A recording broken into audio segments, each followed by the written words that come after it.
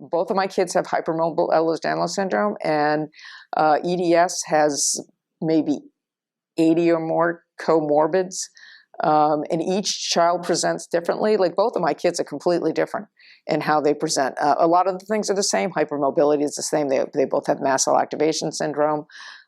They both have Chiari malformation, which is very common. One of my daughters has postural orthostatic tachycardia syndrome, and the other one doesn't. One of them has syringomyelia, and the other one doesn't. So, you know, they were okay growing up. They were just really hypermobile, and my younger daughter used to dislocate her shoulder and lick her elbow, and we thought it was great. You know, we were like, this is David Letterman's stupid human trick.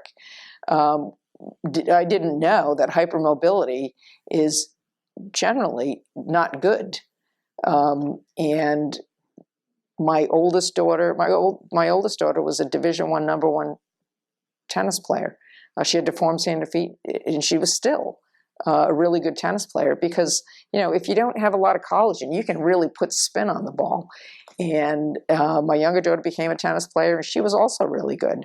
And you know, I never put together that there was something going on. And then when my daughter turned 18, my oldest daughter, her teeth started falling out, and she had she was hospitalized for severe pain between her shoulder blades, and no one could figure out what it was. They didn't know what she had. She had already had tethered spinal cord surgery, but I didn't know it was connected to Ehlers-Danlos syndrome at the time. And so one day they did a scan of her mouth, and the radiologist called me and said, "Your daughter has Chiari malformation." I'm like, "Well, what is that?" And then of course I started doing my homework like most rare moms, and I was up all night. I was like, "Oh my God, my daughter has Ehlers-Danlos syndrome." And then I called my younger daughter down, and I did the Weltin scale, which is a measure of hypermobility, and she got a 9 out of 9 in the Weltin scale. Now, she hadn't had a dislocation yet. She was playing tennis. I pulled her out of tennis. I put her in physical therapy that was specific to Ehlers-Danlos syndrome to limit the amount of dislocation she would have. She had her first dislocation, I think she was 16.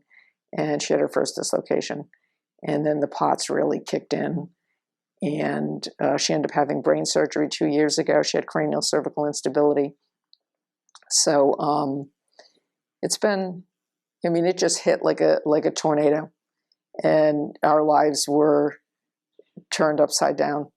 And, you know, a lot of people, it doesn't hit until, usually because of hormones, still around puberty. And so they live normal lives. You know, there's weird things, like my daughter has snow blindness, and she always thought it was normal, that everybody, she never said anything to me. She just thought that's the way everybody sees, you know, with static in front of their eyes. So a lot of things that were going on, they never talked about because they thought it was normal. And if you're, you know, a kid, of course, that's what you're going to think.